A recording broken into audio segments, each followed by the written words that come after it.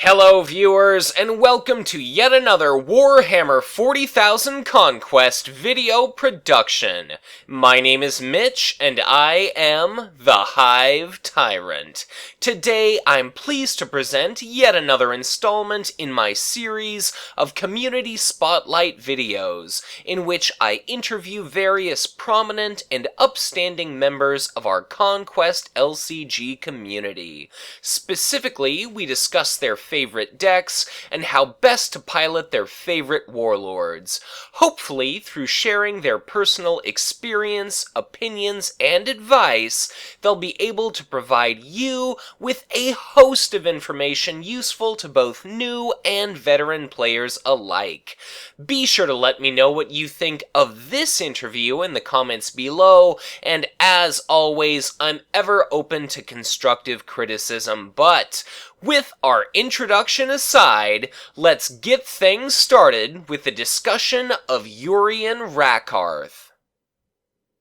Well, thank you very much for joining me today, but before we see if we can't convince the Dark Eldar homunculi to augment certain aspects of our anatomy, why don't you introduce yourself and let our viewers know how you're involved in our Conquest community. Okay, great. I'm glad to be here. My name's Keilback, but online I go as Whiteblade. And I'm a Canadian player who plays in the Winnipeg meta. And Winnipeg's basically located in Manitoba, so the center of Canada. And I started playing Warhammer Conquest just around Christmas. And really, I'm fairly active in my community. I go to every tournament. I'm trying to start organizing tournaments at another game store. And then also, I'm fairly active. I try to be active on threads discussing Urien, or I try to be very active on the Conquest Skype group, talking about different things about Conquest. Sure, well, way to let the cat out of the bag that I've got you on here to talk about Urien, but definitely I think you stand out among all the different community members of when I was attempting to find someone to represent the less loved of our two Dark Eldar warlords. You are kind of the go-to guy when it comes to talking about Urien Rakarth. I try to do this Community Spotlight series to represent not only the competitive, top-tier, widely respected warlords, but also to give some of the, I don't want to say bad apples, but the Less played. less played, less admired warlords their own time to shine, to put them on a pedestal, to give them their turn in the spotlight. Everybody was asking that I get you on. I think it's maybe going to be a little bit of an uphill struggle for you to maybe convince viewers that Urien is worth playing, but definitely you've got a lot of tournament experience. You actually just recently placed #1 in an Android Netrunner tournament as well. Yeah, just So, just recently, yeah. Also, the last tournament I went to in Conquest, I sweeped with Urien 3-0 too. right, and very well done. And I think you ended up taking a top 4 in a regionals piloting Oh, Urien. and yes, I did. And I can't even. I feel like every time that comes up, man, I could have won that regional if it wasn't that Urien was bad. It's I made like a play mistake and I lost. But yeah, I went undefeated through Swiss. Sure. Well, I mean, just even getting top 4, I'm sure wows plenty of people. Uh, just given that Urien seems to be widely regarded by the community as the worst of the Yeah. worst, but I suppose out of all the different warlords we've seen so far, what is it about Urien that appealed to you in the first place? Like, why not just stick with the established, capable Packmaster Kith? Okay, so I actually started playing Urien as a joke. Um, Basically, I had come back from a tournament, and after a tournament, me and my friend, we have this ritual where basically we'll play Conquest for 6 hours after at my house. And it was about 2 or 1 in the morning, and I had heard everyone was talking about Urien and that he was terrible, and I thought he was terrible. And I was said, hey, as a joke, why don't I build a Urien deck and we'll like play it against your Ragnar deck? And he beat me like with that Ragnar deck in the tournament today, so I knew it was good. Sure. And we played, and I absolutely destroyed him. And that blew me away. That was when I was like, okay, well maybe I don't think Urien's that trash anymore. And then I played with him over a while, and I think like after that one night of just like playing him and being like, wow, I can't believe how well this deck performed. And then I basically just refined it. Um, I think, yeah, I basically refined the deck, and then I grew really attached to the playstyle.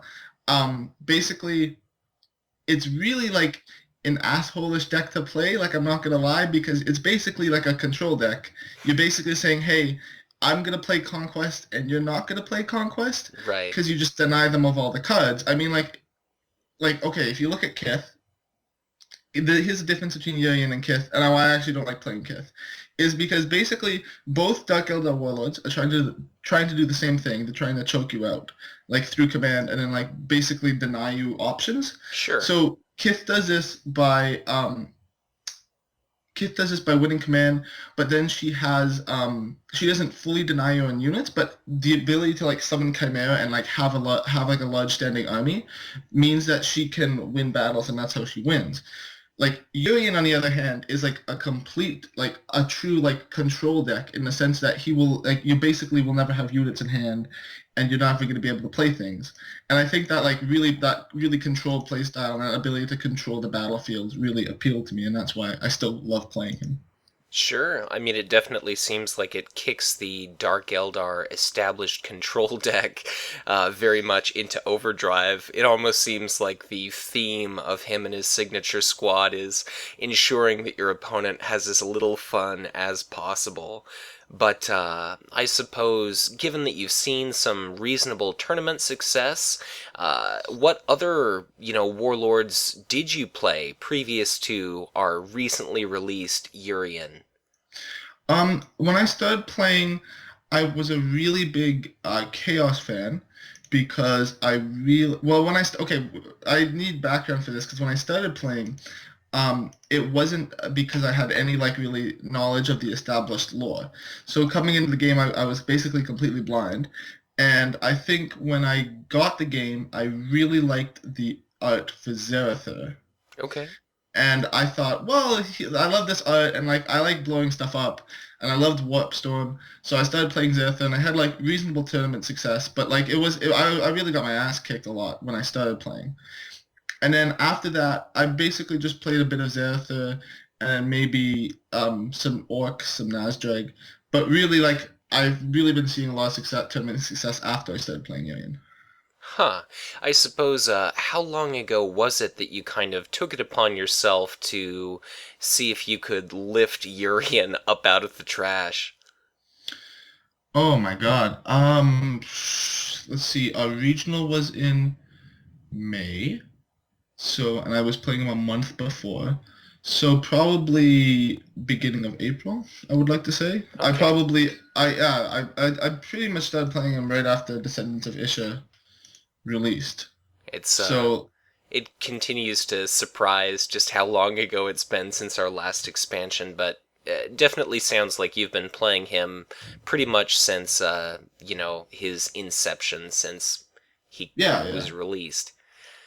I suppose, just apart from the clear control element you already talked about, kind of breaking things into specifics, what are some of Urien's greatest strengths? So a lot of players have kind of dismissed him out of hand, but what power lies within our second Dark Eldar Warlord option? Okay, so the first thing is that all of the torture events are actually really good. They're just overcosted, and they're overcosted because Urine exists. Like I mean, for example, Visions of Agony is a 3-cost event that is look at your opponent's hand, then choose and discard 1 card from your hand. Right. So Urien gets to play that for 2, and I just want to say that card's insane because not only do you get to look at the entire hand, so let's say you do this at the beginning of a combat, and you can like look at what the combat tricks they have available for the combat, but then you can also pick out the Indomitable, the Primal Howl, like all like not Primal Howl, but like for the Tovar, the Archon's Terror, like any combat tricks they were relying on to help win in the combat, you can just discard out of the hand, and you get to see what else they have in terms of shields. So that's like also the fact that because Urien wants to run like all torture events because he gets a discount. Soul Seizure becomes an insane card. It's basically like the same cost as a war leader, and if you're discarding their units out of their hand or out of their deck, then you can just soul seizure them back to your side. And the best thing is it stays even after the combat. So if it lives through the combat, it can go back to your HQ and it stays on your side for the rest of the game. Right. So, I mean, it's just because you touched on an awful lot there, and just some of the Dark Eldar events were at least confusing somewhat for me when I was a very, very new player. You know, Visions of Agony, like you mentioned, provides a wealth of information. You can Yeah. pick whatever it is that happens to be most threatening at that time. Like you mentioned, Indomitable. I could definitely see pulling some of your opponent's like signature supports out of their hand and getting rid of those. I just think, you know, knowing exactly what to expect is enormously useful in this game. So I could see that being fantastic. I suppose, what are some of those experiences you've had, like with Soul Seizure? What are some common, pulls? What are some common uses for that card? So the one I found actually to be pretty good is basically any forecast unit that is like a decent combat unit. So like this is what makes like your Space Marines and your Tau matchup really good, because for example, you can Soul Seizure a Stingwing Swarm or like anything like that and just get like ranged off. And then like Space Marines, they have things like Armed Librarian. So it's great because if you have like, for example, I play Murder of Razor Wings, and it's a one cost like 1/1 unit. So Right. if I put like, let's say I put two of those out the first planet, then I just soul seizure back uh a Honored Librarian. Suddenly that Honored Librarian becomes a lot harder to kill. The Soul Seizure though, like Soul Seizure is one of the best cards in the deck. Actually because it specifically says you put it into play under your control, Right. and you would actually be surprised how many units like have the text put into play. So for example, Chimera tokens. Um, Kith's signature squad unit is Chimera Master, and when it's put into play at a planet, you get a Chimera token. Right. So if you Soul Seizure a Chimera Master, you get a Chimera token. So suddenly you just made a lot of tempo in one Soul Seizure. So you have a 1/2 unit you can use to kill a Chimera, and then you have a Chimera on your side. So you just made value. And then another one is if you kill a Sicarius' Chosen, and let's say they have something like a Space Wolf Predator or a Fire Drake Terminator or even a Honored Librarian at the Right. first planet, Right. you can actually Soul Seizure in a Sicarius' Chosen at the second planet or whatever, and ping the Honored Librarian over. Definitely. I mean, it seems like players are definitely going to benefit tremendously from knowing exactly what the constituents are of their opponent's deck. Like, having some idea of what to anticipate potentially stealing is, seems Yeah. like absolutely necessary. But just from hearing you discuss all of this, I think it definitely starts to make sense why a lot of players might have a few poor play experiences with Urien and then essentially abandon him, just because it seems like there's a hell of a lot of finesse required to really derive the utmost utility out of a lot of these different effects. Oh yeah, like basically Urian's really hard to play, and that's because you basically all like you okay, this is a problem systemic to Dark Eldar, so I just want to discuss this really quickly. Is Dark Eldar win games not because they have like really like cost efficient units or like really good combat units, like if you look at Space Marines or Orcs or like Tau, or even Eldar Chaos. It's just because they have like a lot of tricks, like War Leader and Archon's Terror and like Pact of the Homunculi and like Power from Pain, Searing Brand, all these different tricks. And this is like thematic, obviously, because Dark Eldar are like these tricky, like torturous things, and it doesn't make sense for them to have a large standing army. And the reason like Kith is really good is because Kith can like summon basically a standing army through Chimera. Urian doesn't have that like fallback of being able to like have a really strong standing army. So often or not, you'll end up winning combat with just like a small handful of forces, but you want to try and make it that your opponent can't field an army necessarily. So it can be really tricky basically because if they break through the choke, the game gets a lot harder. But if you can choke them out, then it becomes easy. But you have to walk this fine line of making sure what cards to throw out. And it can be a very fine line sometimes. Well, I mean, I was kind of waiting for you to say you don't exactly win the game outright. It's more you win through preventing your opponent from actually winning. Yeah, that's exactly what happens. Yeah, that's actually a really great way of putting it. Yeah. Sure. I guess I was just kind of curious in regard to establishing the initial choke. It seems now that we've seen more and more options, and definitely Urien excels at the control playstyle relative to, Packmaster Kith. Yeah. But is it normally resources or cards or units? How do you establish a choke, and how do you decide what to go after? Okay. So, um, I want to talk about Urien's ability because Urien's like because I this is the long bit, but it all ties in. Basically, Urien's ability is unique in the sense that his effect doesn't really care if he's at the first planet. Like if you look at Nazdrag or like Unshi or even like Kato, they all have to be at the planet with their standing army to Right. benefit from their ability. But Urien doesn't care because as long as he's not bloodied, his effect is still valid. Like I mean, you can be at the first planet, and Urien could be at the fifth, but you still get the -1 off torture events, which is important for you. So in like the first, second, and third planet, you can really commit whenever, and this like being able to commit wherever really helps you like win command on planets where like your opponent builds up a lot of command hammers and then like clean out those like basically infestations of command units. Secondly, Dark Eldar have a lot of two command icon units. Basically, this you have Slith Mercenary, Incubus, and an Incubus, and then you can also ally with Chaos to get Chaos Fanatics. So, for example, in my Urien deck right now, I think I run like 13 or 12 two command icon units and like three Void Pirates and like three Promotes. So I'm like really, basically, you really put a lot of effort on winning the command game. You want to like, I don't find it's too hard to establish that choke because more often than not, people will try and like just go for the first, second, and third planet. And if they are going for places like this, like if they're trying to play the command game with you, what can be great is you can just put Murder of Razor Wings out at the first planet, and then Right. like basically say like, hey, I'm gonna put this unit out here. You now need to like put a unit out here to like contest, or I win the planet like unopposed, or we can just put out units at the like third, fourth, and fifth planet. And if you try and commit out here with me, then I'm gonna like commit to the first planet, get initiative, and then your army doesn't get the benefit of like being you. Right. So I mean, it's not just the way you paint it out. You're starving your opponent of cards, resources, just by merit of your essentially forcing them to play some units. They're wasting those valuable resources. They're giving up the cards in their hand, and then even if you don't end up winning that battle, I mean, it sounds like your deck isn't particularly combat savvy. If they're returning to combat exhausted, it's like you're choking them of attacks and actions as well. Yeah. Basically, you want to always choke them off of cards because, like, if you look at the game like this, basically resources give you the means to play cards, and cards give you like actual ability to play.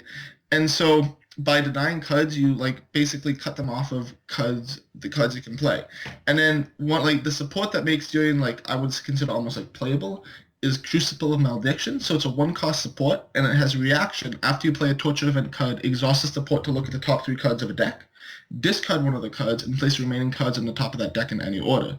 So if you play like a really low cost torture card, the next thing you know, you can look at the top three cards of the deck and pick out the units they pull, and so even when they draw the two from the headquarters phase, you still know that they don't have a lot of units or they don't have any units, and eventually it gets to the point where they're just not drawing any units and they legitimately can't field an army. And then you win with your meager forces. I mean, like, obviously, I have things in here like Baleful Mandrake and Bladed Reavers, the two cost, the game plus two attack while playing with a Warlord. Sure. But it's nothing like really spectacular. Well, and they seem like very high value cards. Like the Bloodied Reavers are doing a hell of a lot of damage for not a lot of resources on your side. And then the same thing goes with that Baleful Mandrake. If you're able to pick off your opponent's forces prior to their opportunity to attack you in return, it just seems like it contributes all the more to, starving your opponent of actions and really Yeah. everything. I also the one thing that also I feel like Urien's like signature squad is really well designed. Is Urien's signature unit is Twisted Rack, so it's 2 cost army unit, 3/3. Action discard a torture card from your hand to raid this unit, and it has no command icons.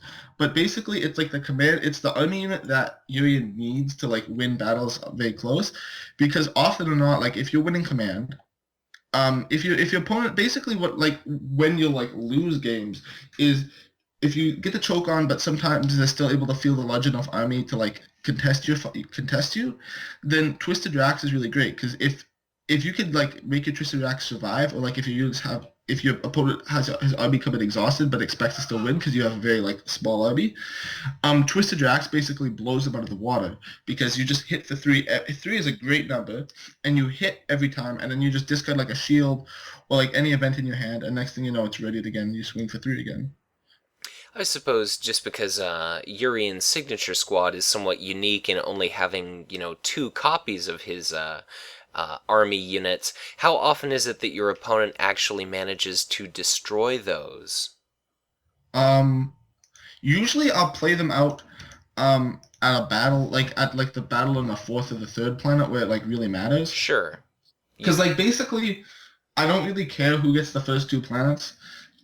Because I guess this is like maybe a weird mentality to have, but you only lose when they get the third planet, right? sure. So you have to if I give up the first 2 planets, but I completely dominate the command game and I choke them out on units, then I can win the next 3 planets. It's just about setting yourself up. So I don't care if you get the first 2 because I can win on the next 3. Right. The I find that they're really strong. Like also just the fact that you can commit with them to the first planet, win that battle, and then they come back exhausted, commit to the second planet, and like just discard a torture card to ready them and swing. I can't tell you how many people have like had these guys come in exhausted and not swing at them out of like just because well like they're exhausted whatever, and then I ready and hit for 3. Right. Well, I mean, it definitely seems like there's all kinds of nasty surprises coming out of your deck for sure. I suppose just you happen to mention, Chaos Fanatics earlier. I guess when it does come to deck construction, before we delve, really deep into what all the Dark Eldar staples are and some of your favorite cards, what is typically your chosen ally faction? Is it Chaos or Eldar? Okay, so I right now I go chaos because only for 3 units, basically just so I can get 3 chaos fanatics, just so I can have more two command icon units to help me win the command game. Um, now that's my like personal philosophy. However, I met another Urien player called Daniel. I think you might have met him. He sits in the Skype group, and he runs Eldar and he runs built-in warp spiders with the 3/4 Eldar unit. The What's it Warlock called? Destructor? Warlock Destructor. Basically, Beal-10 Warp Spiders, they're a 3 cost unit that it's like a 1/4, and when it damages an enemy unit, it you discard you look at the top 2 cards of any deck and discard 1 card. So it's like basically it's like the Crucible of Malediction, but like another level. I personally like Chaos because just I feel like the 2 command icons on Chaos Fanatics are so good, especially for the cost. And like I mean, you can run Altensaw Rangers, but just like I found it really tough to run them for 3 costs, just because like often you'll be like like you'll be hard up for resources because like if you want to play Soul Seizure and then you got to put out things like you also want to be able to play your war leaders, and then you also have to play like power, like you want to play a torture event probably if you turn. So Right. you're hard up for resources. I feel like you just get a lot more like benefit out of the Chaos Fanatics, and you have like as a tech card, you can basically put in a single copy of Warp Storm, and it's 4 cost. It's like a hard thing to do, but I find like if you go into like I've been to tournaments where it's like am I gonna play a lot of Kith, and like I've like put it one in as like a tech card basically just to deal with Sure. the Kith matchup. Just to respond to the meta would potentially make sense. I suppose just skipping all over the place relative to my uh, list of questions here. What are some of those events that you don't run that you might see in a Packmaster Kith deck? So given that Urien increases the cost of non-torture events by 1, what do you skip or pass by that are otherwise, Dark Eldar staples? Okay. First off, I don't run raid because basically raid turns into as you don't benefit anything because it costs one to play and then you gain a resource back. You're Right. basically just denying your opponent a resource. And Urian's all really like tight on events, so you can't like afford you like basically every deck slot in Urian's super tight, so you can't really afford to like run like events like that don't give you a big benefit. Sure. Secondly, and this is like the really controversial one, is I've talked about I think like every day me and my friend debate this is I don't run any Archon's Terrors, which is like the big difference of course because like Kith runs three. I think Archon's Terror is people say like well okay Archon's Terror is really playable still at three, and I agree, but if my deck is working, they shouldn't necessarily have units to play. Right. And then, secondly, I have things like Soul Seizure, Power from Pain, and I'm not super worried about units. I have War Leader, and it's just like, do I really need to like route units? Because my answer to big cost threats is like my torture events and my army. So that's why I don't run Archon's Terror. I think those are like the big differences. I mean like Kith isn't super like full of events. I mean, she really only runs Archon's Terror raids, Pact of Homunculi, and then like Searing Brands, which is actually where we like the same. But I think we run Searing Brand for the same like different reasons. I've talked to some Kith players, and like most Kith players I've talked to will either run Searing Brand as like Searing Brand as hey it like puts the nail in the coffin when they're at a low amount of cards. It's like two shields. I run it because it's playable for two, but it's also two shields. So. Sure. I mean, it definitely allows you a little bit of flexibility there. Do you typically find that, like, your opponent does end up discarding cards as opposed to just, letting some of their most valuable units die? I mean, 3 unpreventable damage is very significant. Like you mentioned with the Twisted Racks, that certainly threatens a snipe on a lot of army units. I found that basically, like, I almost never play it unless they have one or less card in hand. And I know that sounds like really crazy, but at the same time, basically, it's a conditional effect. And I've been playing like if I've been Crucible of Maledictioning you, and I've been playing Visions of Agony, I know what cards you're drawing and what cards you have in your hand. Sure. And I've been denying you of units, and probably if you're like, well, I have no units, but I would really like some, and I just have like a bunch of events and supports and stuff and attachments, I'm just going to discard them because why not? Because any units I do have are going to be super valuable. So if you can get them down to one card in hand, and then like Searing Brand, it's like so disgusting. I believe one time at a tournament, I had my attachment Ichor Gauntlet attached to my Warlord. And just for all those listening, it's a 2-cost attachment that attaches to the Warlord, and after you play a Torture event card, I can exhaust my attached Warlord to copy the effects, and I may choose new targets. So my opponent had no cards in hand, but he did have he was playing Shadow Sun, and he had a massive army full of like Stingwings with iron rifles, 2 Vylors, and like I think another Stingwing. And I had like 2 copies of Searing Brand in hand, and I played them all across like his units, and I completely blew up his army with Searing Brand. Just 3 unpreventable damage is so good, especially since like a lot of units, since a lot of range units have like 3 HP, like Stingwing and like Vylor, and then you can peg just a lot of key units. Sure. Well, I mean, it sounds like this deck is an absolute nightmare for an opponent, and it certainly seems like you've played it enough to really refine, your strategy and your technique. But I suppose, what are Urien's areas of weakness? Like, where is he vulnerable?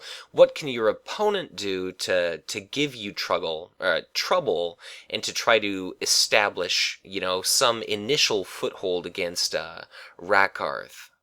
Okay, so I guess yeah, I might as well just give up all my weaknesses now and like just lose. But no, basically, the trick to playing against Urian is first off is as much as it's gonna be painful at first, you gotta like kill his command units because like basically Urian has a finite amount of command units in his deck, so uh it's like really key to get them. Like I guess I'm gonna bring like a comparison to Netrunner. In Netrunner you have the corporation will have sometimes economy cards that are like make them a lot of money.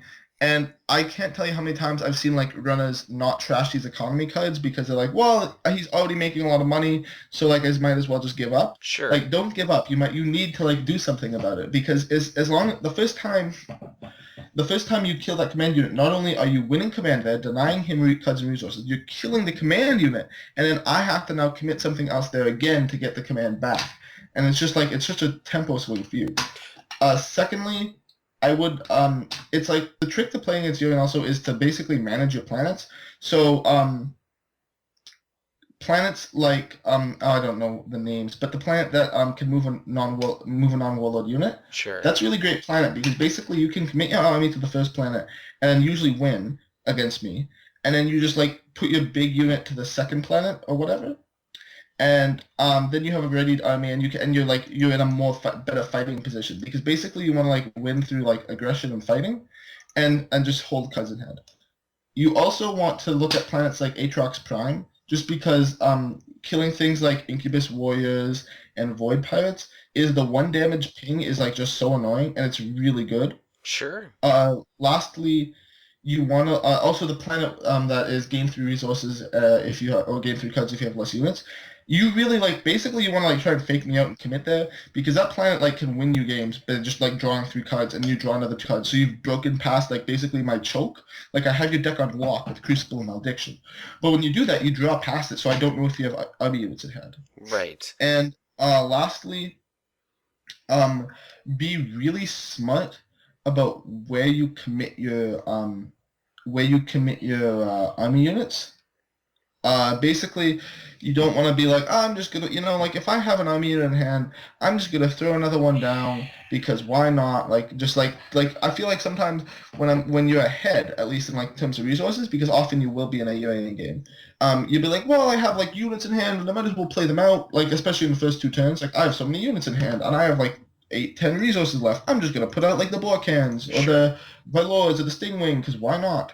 And the next thing you know, when eventually you run out of units, you're like, man, I wish I'd saved that Borkan for like the 3rd planet where that Borkan would have been so much more useful, right? Right. So it definitely sounds like Urien punishes, arrogance in his opponents, and I think it definitely has to do with a lot of the, kind of community zeitgeist very much widely regarding him to be probably the worst of all of our warlords.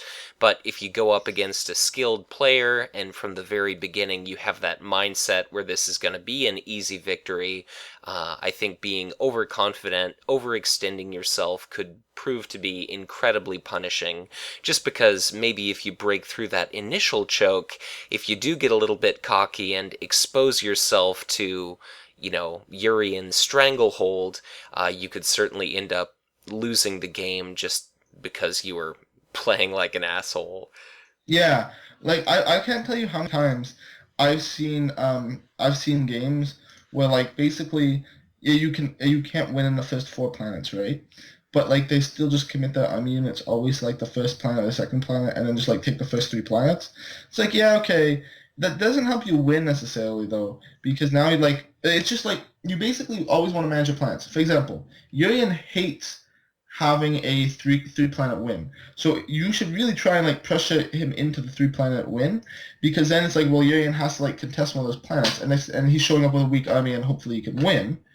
And but if it's the long game, you have to play the long game too. Because if you decide, well, I'm not going to play the long game, I'm just going to fucking like put units out at the first or second planet, and next thing you know, you're losing command on all the other planets, and you don't have any units, and then you lose the long game. Like I feel like basically you just want to play like a conservative playstyle against him, and not go aggressive, because basically Urien's going to check your aggression and then punish you for it. Right. Well, I suppose, are there any specific cards that pose a significant amount of trouble for Urien? Like any soft or hard counters, just cards that you hate seeing grace the tabletop? Holy, Ammo Depot is a balanced card, but it is the most annoying thing as a Urian player. I used to think the Zerth, like basically the reason like Zerth is Urien's worst matchup, and like Ammo Depot just exacerbates it so much. Ammo Depot is so crazy good because it's almost like, well, I don't even really want to choke them out on cards now because I want them drawing more cards. You can't choke them out because they'll draw more cards in like the deploy phase, and then you're just screwed, right? Emo Depot is like probably the really tough card I see that like I just like, well, it's gonna be an uphill battle. Other than that, like I can't really think of any like really big ones. Probably Primal Howl. Primal Howl if I if I haven't Visions of Agony in a while and I didn't like for some reason I didn't see the Primal Howl coming up. Sure. And it's a Primal Howl I didn't know about, then like that can be really devastating because now it's like, well, they could have Indomitable in hand or they could have like a drop pod in hand. Right. It just allows your opponent some information that you're not privy to, at least yet. So it seems like if you can't anticipate exactly what your opponent's going to do, that's going to be much more difficult for you. I suppose just something that would have a lot to do with just veteran experience and finesse. How difficult do you normally find it to be to predict where your opponent's going to be committing their Warlord? Oh, um, generally, I feel like sometimes. Okay, I guess I'm gonna talk about like good and bad players. I feel like a good a player who's new or a player like this is air quotes, but like who's bad or basically like I don't feel like you can really be a bad player just like inexperienced and not have like enough knowledge.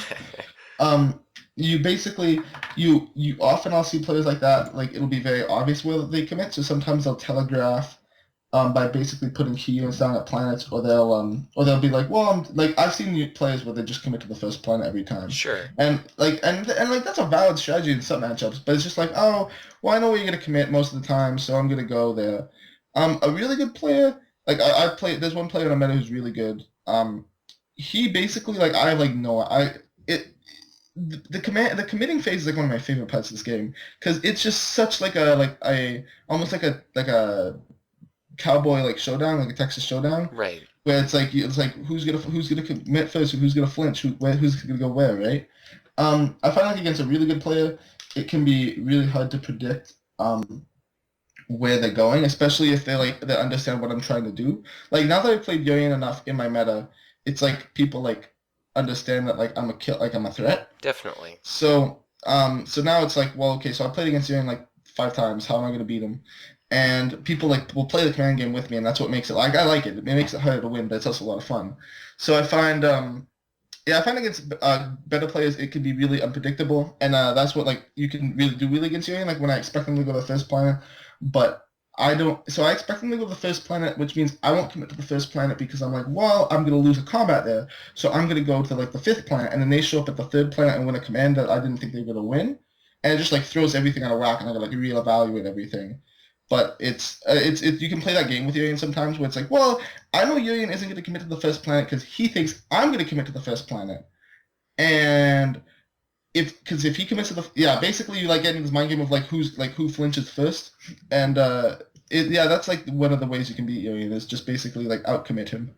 Well, I suppose, do you have any, like, best or worst matchups? Any warlords you feel like Urien excels against or really, flounders?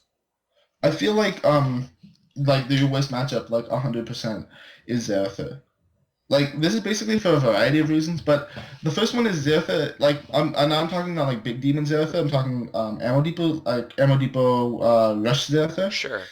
Ammo Depot is amazing, and mostly like Orcs and like some Astro Militem do run it. Like I've seen Cortez run it a couple times, but it's really mostly Zertha that's running Ammo Depot, and that draw value is so good. Secondly, so like I've talked about this before, but basically Dark Eldar like as a design thing have like a really weak command, like really weak army units, especially like low HP.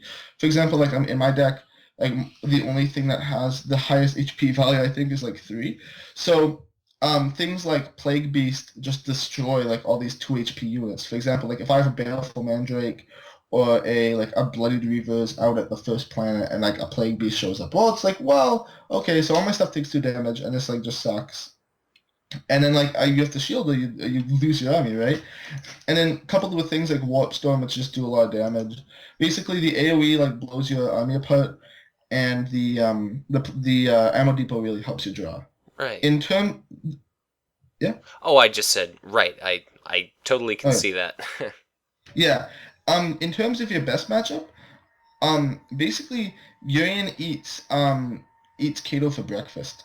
And so Kato has a high cost curve and not a lot of available command. Basically, his only command available to him is like Astra Militarum, Iron Guard recruits and stuff.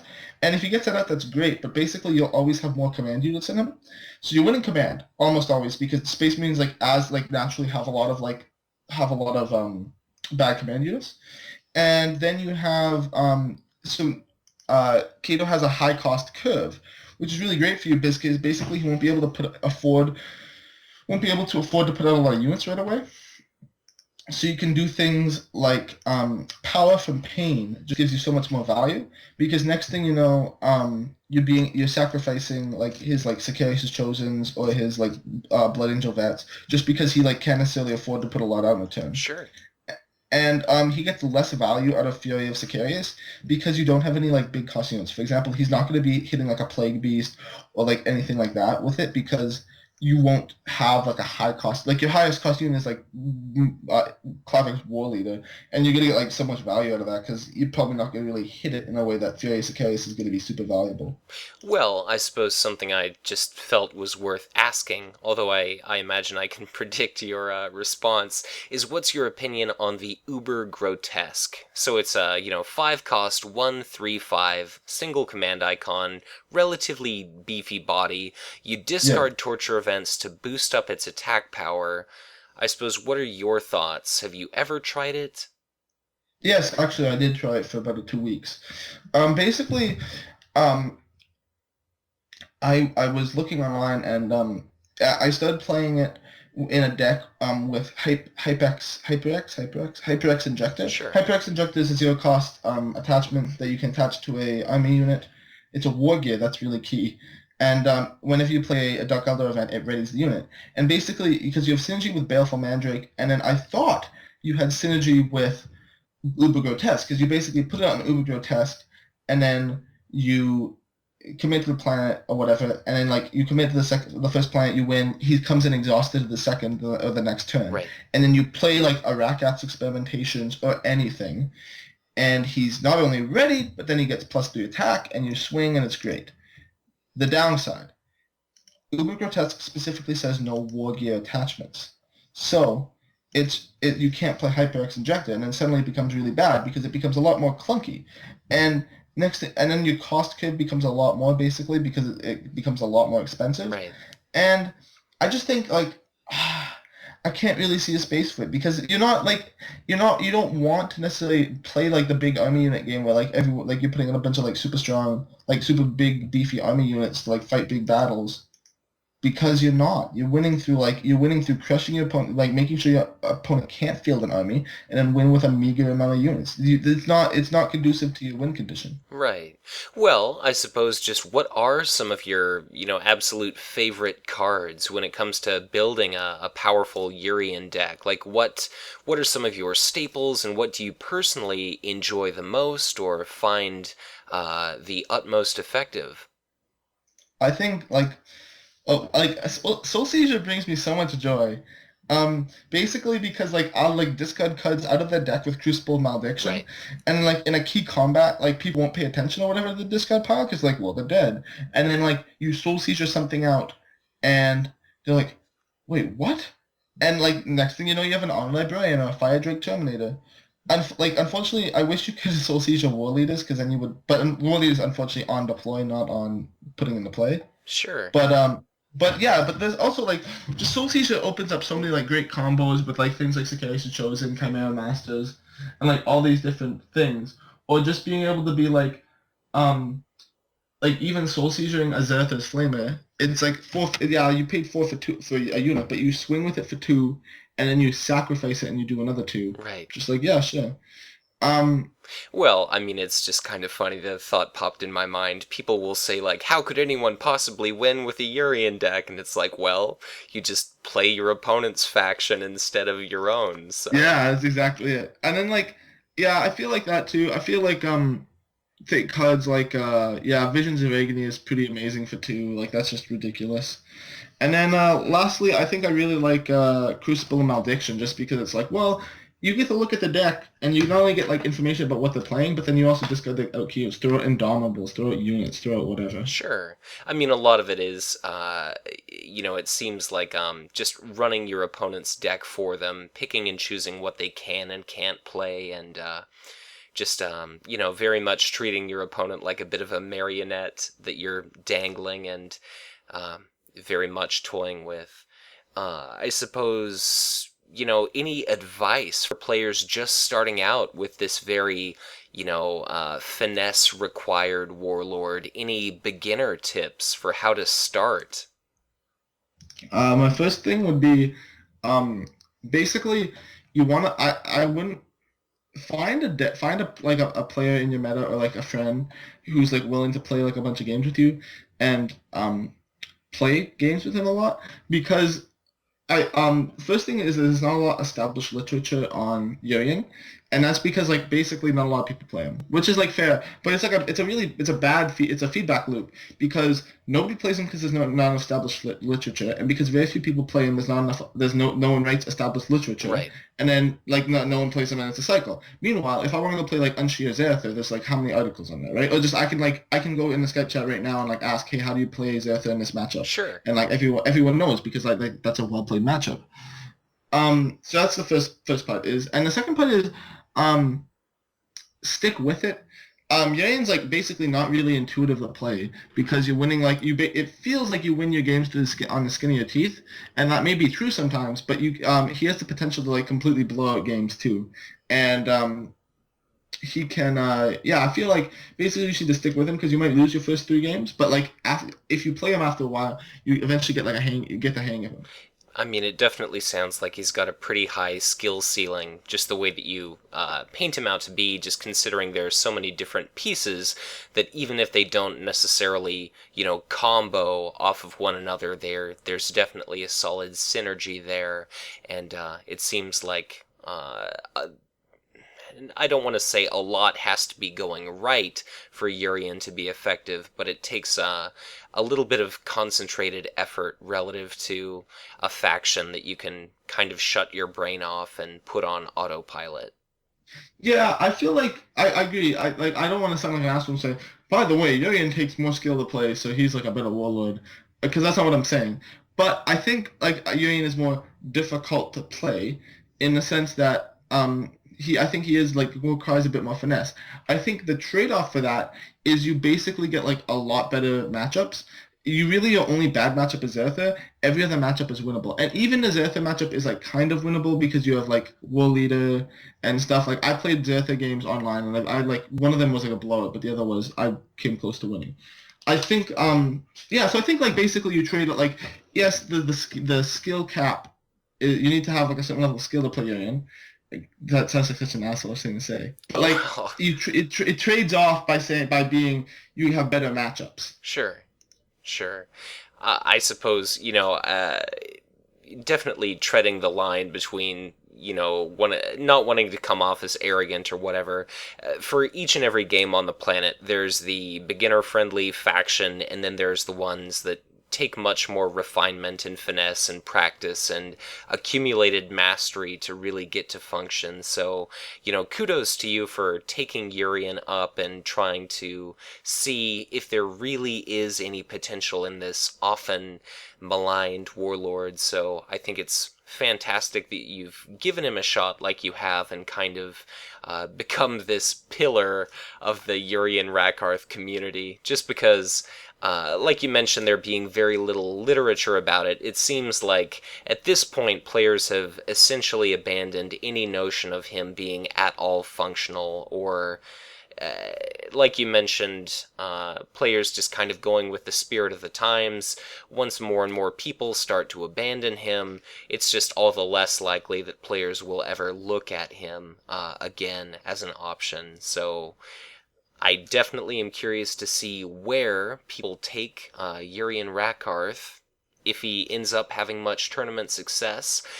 Gen Con is coming up, so I'm very curious as to whether there's going to be any kind of Urien player, maybe someone much more bold and courageous than myself.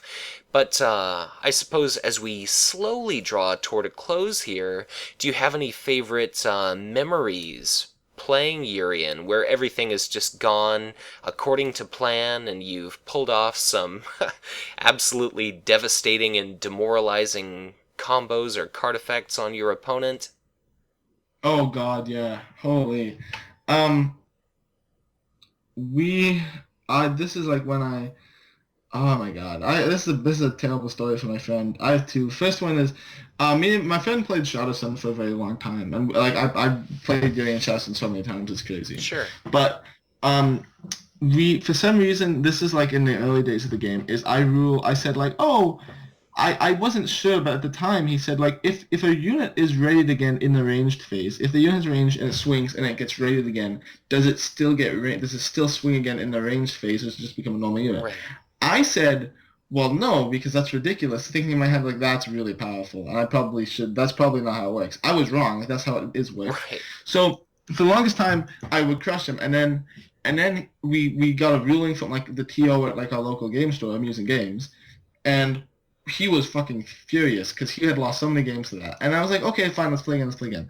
We played, and I know he was for the Tovar in hand, and it was this incredibly close game. He was about to win, and he had like lost 20 games in a row. Like, I credit to my friend. He is basically the best practice partner you could ever ask for, because he is like super like tough, and he will just play and play and play, which I really like. Right. So we get to the final battle, and I have combat action initiative, and I played Visions of Agony and picked the last card out of his hand, which was a For the Tovar. Ugh. So he was just gonna like swing and exalt, and he was so fucking furious. I think he like threw a chair across the room or something like that. It was really funny, like at the time. So that's probably like one of my favorite, like just causing so much rage. That's then pretty intense, and property damage. Come to think of it. Yeah, property damage. It was his house. It's okay. And then secondly, I was playing at a tournament and I was losing to a Kith. And it was just disheartening because usually I like winning against Kith because like I'm the better Dark Eldar Warlord, right? And then and I'm playing and I'm losing, and I was looking at Soul Seizure in my hand, and I was thinking like, really, this sucks because like there's nothing I can really Soul Seizure that's good. And I'm looking through his discard pile. I'm like, wait a second, Chimera Maester says when you put in the play. I look at Soul Seizure, like it says put into play, and like a light turns on. I'm like, oh my God, I can Soul Seizure this and get the Chimera token. Soul Seizure it out, and it gave me the army units I needed to win the combat, and I actually won that game off that planet. And it was just like, wow, okay, I guess Soul Seizure's a lot better than I thought it was. That was like basically my two favorite memories. That's fantastic. Just something else, kind of a random question I wanted to ask is, what's the best sacrifice you've forced your opponent through playing a Power from Pain? Oh, one of my favorite ones actually was my opponent was super desperate, and I was playing against Kith, and basically like I had like maybe like 2 cards in hand, like very few resources. This is the last point. I was like and he had no units out, so he's like he had 4 units, 4 resources. He puts out his War Leader, and he's like, okay, so and then he's about to, but he doesn't blow anything up. It's just like a swing to like kill my last army, and then he can win. And then as soon as he puts it into play, I'm like, combat action, play Power from Pain, sacrifice a unit. It's like, God damn it. The highest cost one is I've made someone sacrifice a Helldrake. What a nightmare. My guess would have been Space Wolf's Predator, but... Oh yeah, I've done that too. But the Helldrake is just like warmed my heart. He was like, he was play Promise from Glory, pass. Okay, I put like out a command unit. put out Helldrake terminate Fire Drake Helldrake at the first planet. Well, I'm like, well, I'm not like this is so unkillable. And in the command phase, I drew into a Power from Pain. It's Power from Pain. And then he's like, well, yeah, I concede because like I have no resources and yeah. So that was like Power from Pain is great when it lands. Sure. Well, I suppose just keeping on that random question train, I was kind of wondering how dramatically, since we've only kind of touched on how powerful it is, but how significantly does the signature attachment, that Ichor Gauntlet, how much does that change the game, considering that you Oh, can suddenly trigger a double proc on each and every it's torture event? it's absolute insanity. It's so good. I can't even explain to you how amazing Ikagama is. Basically, like it takes Urian and like puts him at the next level. It's basically saying, okay, so Urian doesn't care about combat because he's basically never going to be in a combat, so he doesn't care if he's exhausted. Great.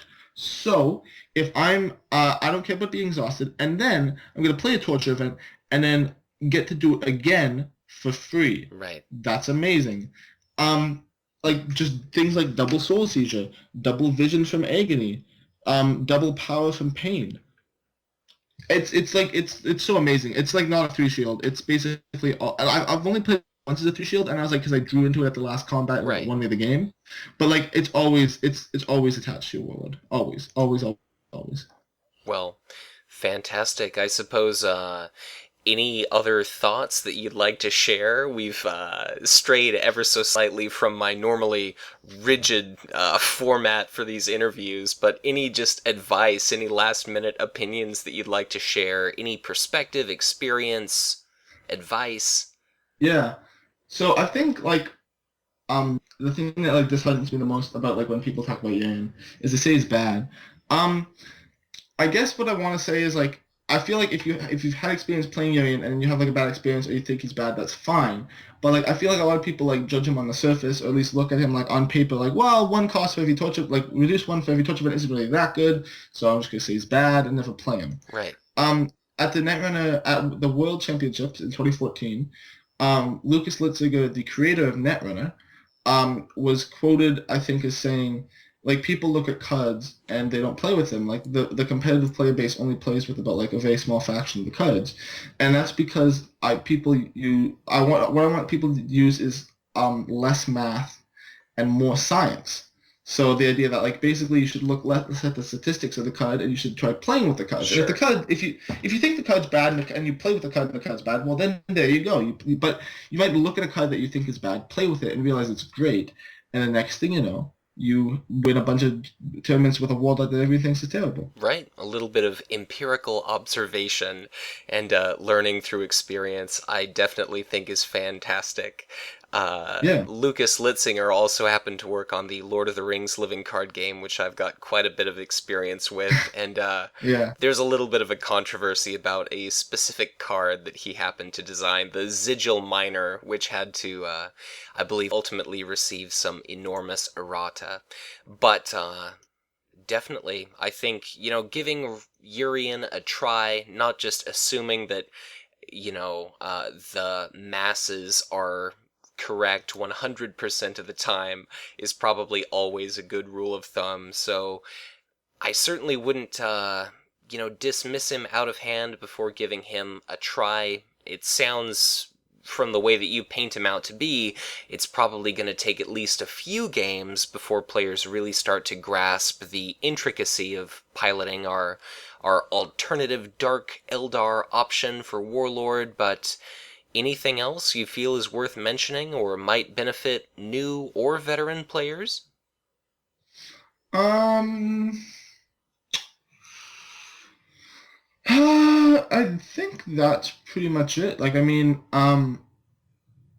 yeah, like I think Urian's pretty good. I mean, he's different than Kith, but he's similar in a lot of ways. Basically, like they both win through tricks, except like I feel like Urian's more like a pure control deck rather than like because Urian is all about like denial of options, like literally options through card draw, rather than Kith is like, hey, I'm gonna choke you out a bit, but basically I'm just gonna form such a large army that you can't field enough large enough army against me. Right. So that's like my opinion on the different play styles. Basically, Kith's a swarm deck, and then like she chokes you out by being like, okay, you can't field enough responses to the swarm. And Urian's like a true control deck in the sense that he literally denies you card options. Sure. Well, I suppose I'll just say thank you very much for your time. I really appreciate you coming on and putting your integrity on the line and trying to represent one of the, so widely maligned and disrespected warlords. So I very much appreciate your boldness and courage. And certainly, I thank you for sharing your experience and skill with myself and the rest of the community. But anything else to throw out there before we bring things to a close? Yeah, thank you very much. No, that's it. Thank you very much for having me on. I wanted to appreciate it. I love talking about Urien, so I really appreciate the opportunity. I couldn't tell that you enjoyed talking about him based on the last hour we've been talking about him. But it's great to hear the enthusiasm in your voice. So, thank you once again, and take care, good sir. Yeah, thank you very much. I'll see you around. Well, now that our interview has drawn to its inevitable close, I'll just conclude this video by saying thank you once again for watching. Be sure to leave a comment sharing your own thoughts, opinion, perspective, and experience when it comes to Urien Rakarth and the Dark Eldar faction as a whole. Interaction with viewers like you is the absolute highlight of creating and maintaining this channel, so please take a moment to let me know what you thought of this interview and which warlord you'd like to see next. If it just so happens that you know someone that might make a good candidate for a future interview, feel free to share. But with that said, if you enjoyed this video, be sure to hit that like button and subscribe to my channel if you have not done so already. Please feel free to contact me directly or keep in touch through any social media outlet you'd like.